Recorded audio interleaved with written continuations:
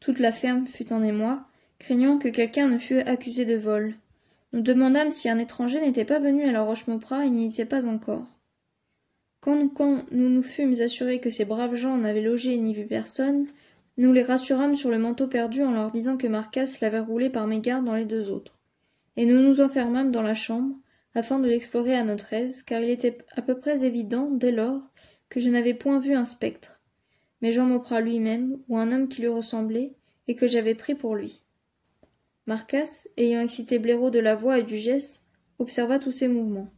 « Soyez tranquille, me dit-il avec orgueil. Le vieux chien n'a pas oublié le vieux métier. S'il y a un trou grand comme la main, n'ayez peur. À toi, vieux chien, n'ayez peur. » Blaireau, en effet, ayant flairé partout, s'obstina à gratter la muraille à l'endroit où j'avais vu l'apparition. Il tressaillait chaque fois que son nez pointu rencontrait une certaine partie du lambris, puis il s'agitait sa queue de renard d'un air satisfait, revenait vers son maître, et semblait lui dire de fixer là son attention. Le sergent se mit alors à examiner la muraille et la boiserie. Il essaya d'insinuer son épée dans quelque fente, rien ne céda. Néanmoins, une porte pouvait se trouver là, car les rinceaux de la boiserie sculptée pouvaient cacher une coulisse adroitement pratiquée. Il fallait trouver le ressort qui faisait jouer cette coulisse.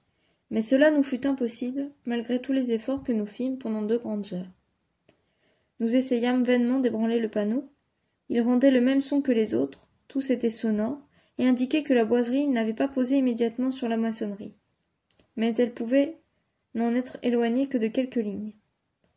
Enfin, Marcasse, baigné de sueur, s'arrêta et me dit « Nous sommes bien fous. Quand nous chercherions jusqu'à demain, nous ne trouverions pas un ressort, s'il n'y en a pas, et quand nous cognerons, nous n'enfoncerions pas la porte s'il y a derrière de grosses barres de fer, comme j'en ai vu déjà dans d'autres vieux manoirs.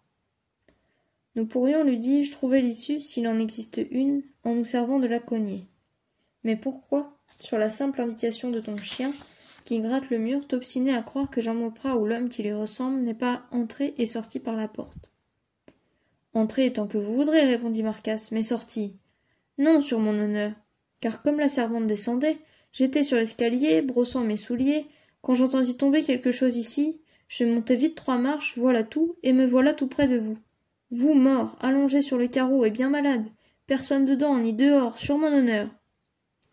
En ce cas, j'ai rêvé de mon diable d'oncle, et la servante a rêvé d'un manteau noir, car à coup sûr, il n'y a pas ici de porte secrète, et quand il y en aurait une, et que tous les Mauprat vivants et morts en auraient la clé, que nous fait cela? Sommes-nous attachés à la police pour nous enquérir de ces misérables? Et si nous les trouvions cachés quelque part, ne les aiderions-nous pas à fuir plutôt que de les livrer à la justice? Nous avons nos armes, nous ne craignons pas qu'ils nous assassinent cette nuit. Et s'ils s'amusent à nous faire peur, ma foi, malheur à eux.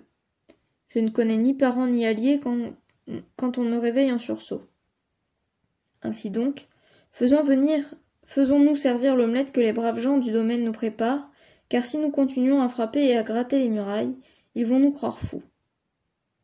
Marcasse se rendit par obéissance plutôt que par conviction. Je ne sais quelle importance il attachait à découvrir ce mystère, ni quelle inquiétude le tourmentait, car il ne voulait pas me laisser seul dans la chambre enchantée.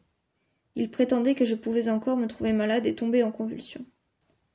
Oh, cette fois, lui dis-je, je ne serai pas si poltron. Le manteau m'a guéri de la peur des revenants, et je ne conseille à personne de se frotter à moi. L'hidalgo fut forcé de me laisser seul. J'amorçai mes pistolets, et je les plaçai à portée de ma main sur la table, mais ces précautions furent en pure perte. Rien ne troubla le silence de la chambre, et les lourds rideaux de soie rouge, aux coins armoriés d'argent noirci, ne furent pas agités par le plus léger souffle. Marcasse revint, et joyeux de me trouver aussi gai qu'il m'avait laissé, prépara notre souper avec autant de soin que si nous fussions revenus à la Rochemauprain avec la seule intention de faire un bon repas. Il plaisanta sur le chapon qui chantait encore à la broche, et sur le vin qui faisait l'effet d'une brosse dans le gosier. Mais le métayer vint augmenter sa bonne humeur en nous apportant quelques bouteilles d'excellent madère que le chevalier lui avait confiées autrefois, et dont il aimait à boire un verre ou deux lorsqu'il mettait le pied à l'étrier. Pour récompense, nous invitâmes le digne homme à souper avec nous pour causer d'affaires le moins ennuyeusement possible. « À la bonne heure, nous dit-il, ce sera donc comme autrefois.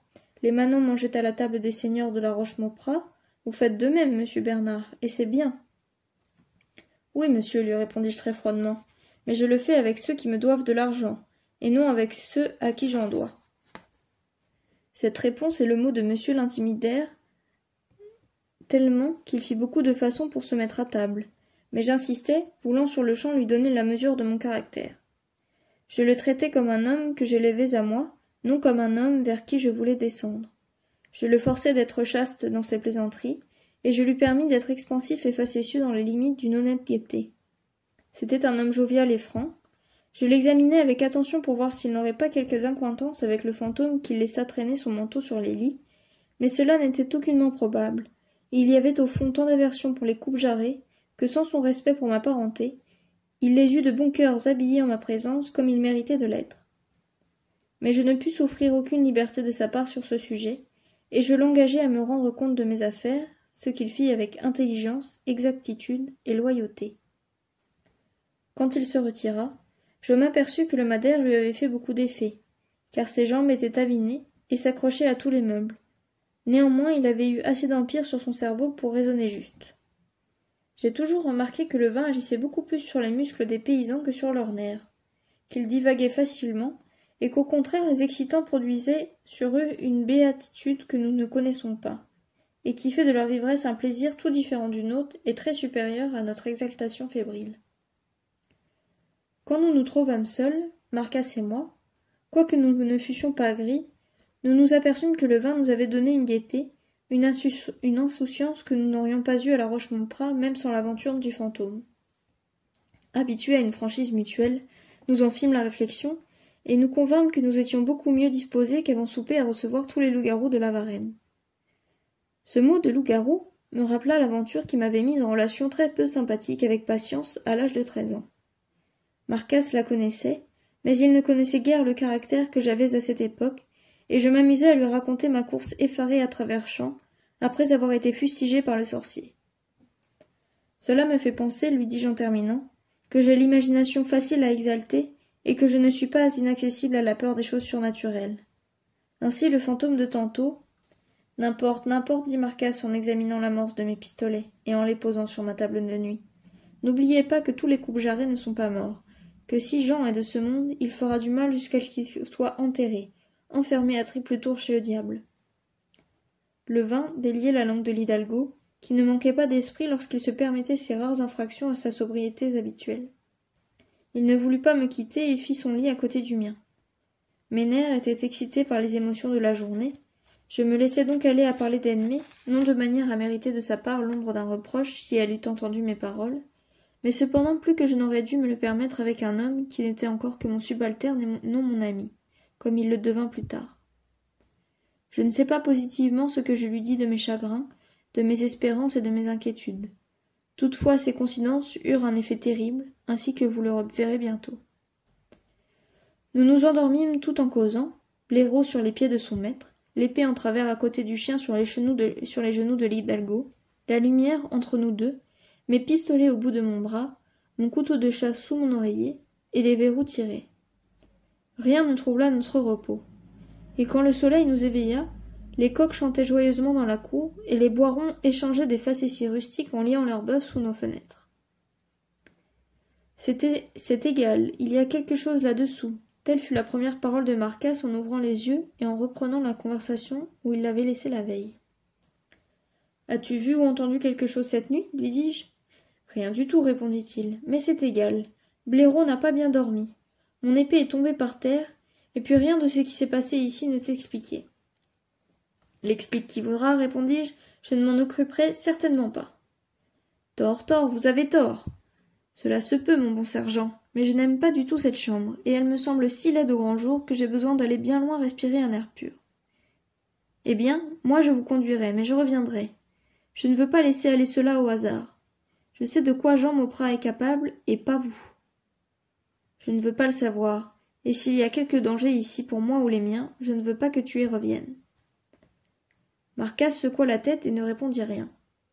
Nous fîmes encore un tour à la métairie avant de partir. Marcasse fut très frappé d'une chose que je n'eusse pas remarquée. Le métayer voulut me présenter à sa femme, mais elle ne voulut jamais me voir, et alla se cacher dans sa chènevière. J'attribue cette sauvagerie à la timidité de la jeunesse. Belle jeunesse, ma foi, dit Marcasse. Une jeunesse comme moi, 50 ans passés. Il y a quelque chose là-dessous, je vous dis. Et que diable peut-il y avoir? Elle a été bien dans son temps avec Jean Mauprat. Elle a trouvé ce tortu à son gré. Je sais cela, moi, je sais encore bien des choses, soyez sûr. Tu me les diras quand nous reviendrons ici, lui répondis-je. Et ce ne sera pas de sitôt, car mes affaires vont beaucoup mieux que si je m'en mêlais, et je n'aimerais pas prendre l'habitude de boire du madère pour ne pas avoir peur de mon ombre. Si tu veux m'obliger, Marcasse, tu ne parleras à personne de ce qui s'est passé. Tout le monde n'a pas pour ton capitaine la même estime que toi. Celui-là est un imbécile qui n'estime pas mon capitaine, répondit l'hidalgo d'un ton doctoral. Mais si vous me l'ordonnez, je ne dirai rien. Il me tint parole. Pour rien au monde je n'eusse voulu troubler l'esprit d'Edmé de cette sotte histoire. Mais je ne pus empêcher Marcasse d'exécuter son projet. Dès le lendemain matin, il avait disparu, et j'appris de patience qu'il était retourné à la Roche-Mauprat sous prétexte d'y avoir oublié quelque chose.